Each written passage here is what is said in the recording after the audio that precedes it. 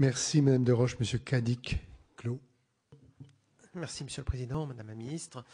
Écoutez, comme Madame Deroche, je me réjouis parce que moi, il y a tout juste un an, à la faveur de la loi Macron, je proposais dans un amendement de modifier l'article L1 du Code du travail afin d'inverser la hiérarchie des normes. Madame Bric m'avait accusé à l'époque de vouloir brûler le Code du travail. Je suis très heureux que le rapport Combrexel ait depuis affiché le besoin d'inverser cette hiérarchie des normes. Vous l'avez repris dans votre texte.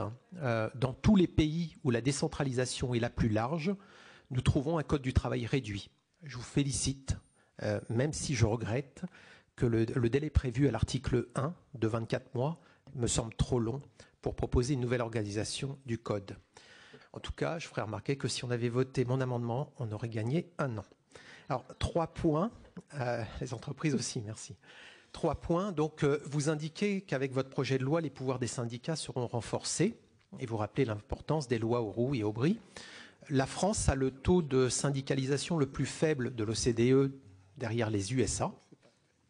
Pensez-vous que ces nouveaux droits pour les syndicats et ces nouvelles rémunérations accordées, je pense à l'augmentation des heures de délégation, soient de nature à rendre les syndicats plus attractifs pour les salariés ? Ne pensez-vous pas que permettre au comité d'entreprise de dédier une partie de son budget de fonctionnement au financement des délégués du personnel et syndicaux présents dans l'entreprise soit susceptible de heurter les salariés ? Concernant le CPA, dont vous semblez être très fier, et on peut le comprendre, c'est une approche qui peut paraître séduisante, très innovante, car comme pour les 35 heures, aucun pays de l'OCDE ne connaît ce dispositif. Alors comment prévoyez-vous de le faire fonctionner pour éviter que ce soit une usine à gaz ? Et comment intégrez-vous la mobilité internationale dans ce dispositif ?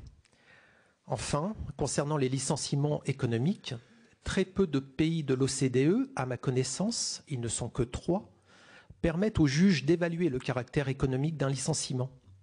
Les procédures de licenciement nécessitent des consultations. Au mieux, le juge vérifie que les consultations ont été respectées.